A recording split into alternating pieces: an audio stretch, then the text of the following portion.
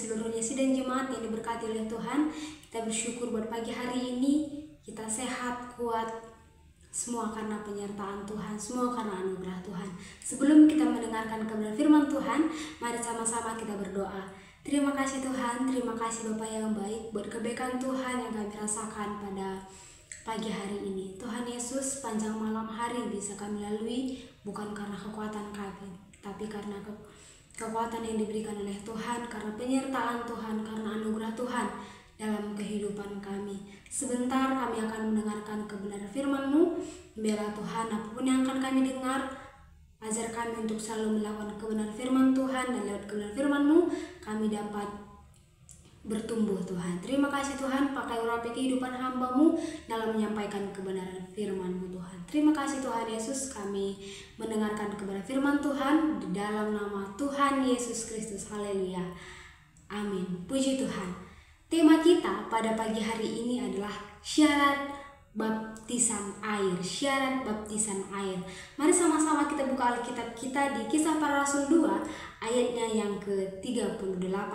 Kisah Para Rasul 2 ayat 38. Beginilah kebenaran firman Tuhan. Jawab Petrus kepada mereka, bertobatlah dan hendaklah kamu masing-masing memberi dirimu dibaptis dalam nama Yesus Kristus untuk pengampunan dosamu, maka kamu akan menerima karunia Roh Kudus. Puji Tuhan. Semua orang percaya harus dibaptis dengan air. Amin. Kenapa orang percaya harus dibaptis dengan air? Karena itu adalah perintah Tuhan Yesus sendiri. Maka perintah itu harus digenapkan dalam kehidupan kita masing-masing. Puji Tuhan. Mari kita kembali lihat ayat pokok kita tadi. Hendaklah kamu semua dibaptis dalam nama Kristus Tuhan untuk pengampunan dosa kamu, untuk pengampunan dosa kita. Haleluya. Hanya orang yang sudah bertobat atau orang yang sudah lahir barulah hanya bisa dibaptis.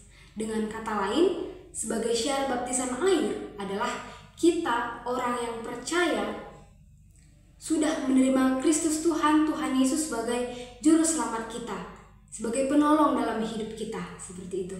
Itulah sebabnya dalam gereja kita tidak melakukan baptisan air untuk anak yang baru lahir, anak baby. Enggak diterapkan di gereja kita untuk dibaptiskan dengan air. Maka mereka bagi anak-anak yang baru lahir, mereka diserahkan kepada Tuhan. Lukas 2 ayat 21 sampai yang ke-22. Dan ketika genap 8 hari dan ia harus disunatkan, diberi nama Yesus, yaitu nama yang disebut oleh malaikat sebelum ia dikandung ibunya. Dan ketika genap waktu pentahiran menurut hukum Taurat Musa, mereka membawa dia ke Yerusalem untuk menyerahkan kepada Tuhan. Haleluya. Dan seperti yang dilakukan Tuhan Yesus terhadap anak-anak yang dibawa oleh orang tua mereka kepada Yesus. Kita sama-sama buka Alkitab kita di Markus 10 ayat yang ke-13 sampai yang ke-16. Markus 10 ayat 13 sampai yang ke-16. Saya bacakan untuk kita semua. Beginilah kebenaran firman Tuhan. Lalu orang membawa anak-anak kecil kepada Yesus supaya ia menjamah mereka. Akan tetapi murid-muridnya memarahi orang-orang itu. Ketika Yesus melihat hal itu, ia marah dan berkata kepada mereka, biarlah anak-anak itu datang kepadaku, jangan menghalang-halangi mereka, sebab orang-orang seperti itulah yang mempunyai kerajaan Allah. Aku berkata kepadamu, sesungguhnya barang siapa tidak menyambut kerajaan Allah seperti seorang anak kecil, ia tidak akan masuk ke dalamnya. Lalu ia memeluk anak-anak itu dan sambil meletakkan tangannya di atas mereka dan memberkati mereka. Puji Tuhan. Dan selanjutnya, apakah yang dilakukan oleh orang-orang Samaria setelah mereka percaya kepada Tuhan? Mereka percaya kepada Injil yang diberitakan oleh Filipus. Mari sama-sama kita buka Alkitab kita di Kisah Para Rasul 8 ayatnya yang ke-12. Kisah Para Rasul 8 ayatnya yang ke-12. Beginilah kebenaran firman Tuhan. Tetapi sekarang mereka percaya kepada Filipus dan memberitakan Injil tentang kerajaan Allah dan tentang nama Yesus Kristus, dan mereka memberi diri mereka dibaptis, baik laki-laki maupun perempuan. Puji Tuhan. Poin berikutnya adalah mereka memberikan dirinya untuk dibaptis. Mereka menyerahkan kehidupannya untuk dipimpin oleh Tuhan Yesus Kristus. Haleluya. Buat sidang jemaat Tuhan atau siapapun yang mendengar renungan ini yang belum dibaptis, mari sama-sama pikirkan baik-baik. Kita harus menyerahkan kehidupan kita kepada Tuhan. Kita harus memberikan diri kita untuk dibaptis. Haleluya.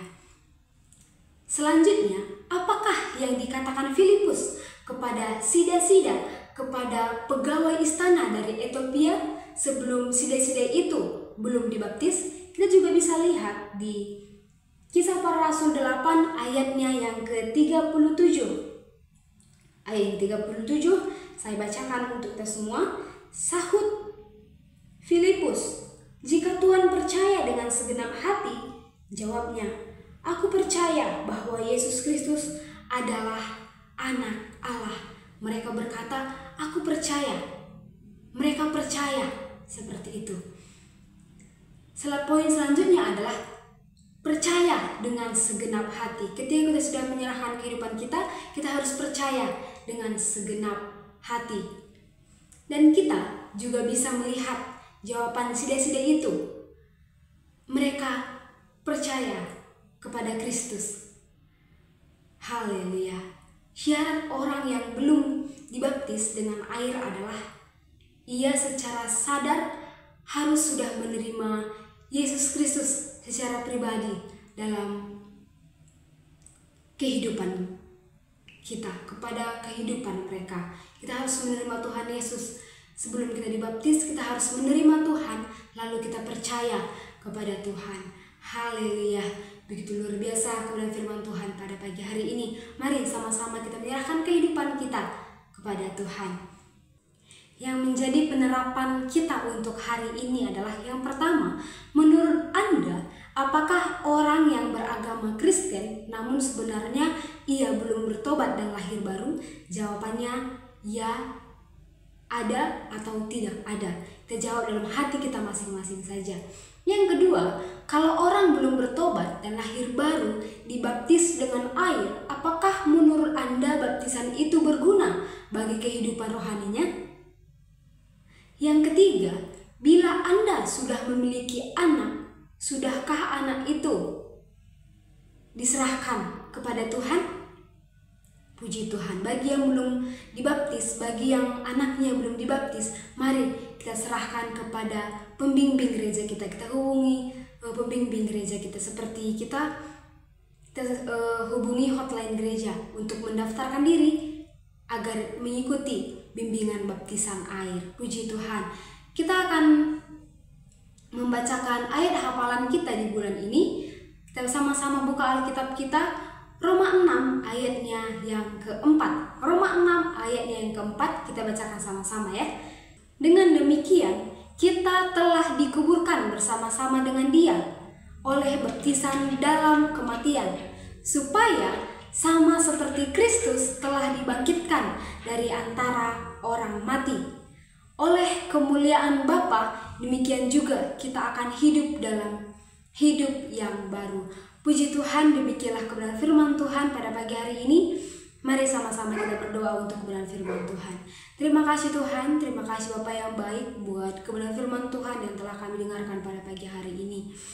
Ajar kami Tuhan untuk selalu melakukan kebenaran firman Tuhan. Sebentar kami akan melaksanakan aktivitas kami menyerahkan kehidupan kami ke dalam tangan Tuhan. Tuntun kami Tuhan Yesus yang baik. Terima kasih Tuhan, kami melaksanakan aktivitas kami bersama-sama dengan Engkau. Dalam nama Tuhan Yesus Kristus, haleluya, haleluya. Amin. Selamat pagi, Tuhan Yesus memberkati, selamat beraktivitas, tetap semangat. Haleluya.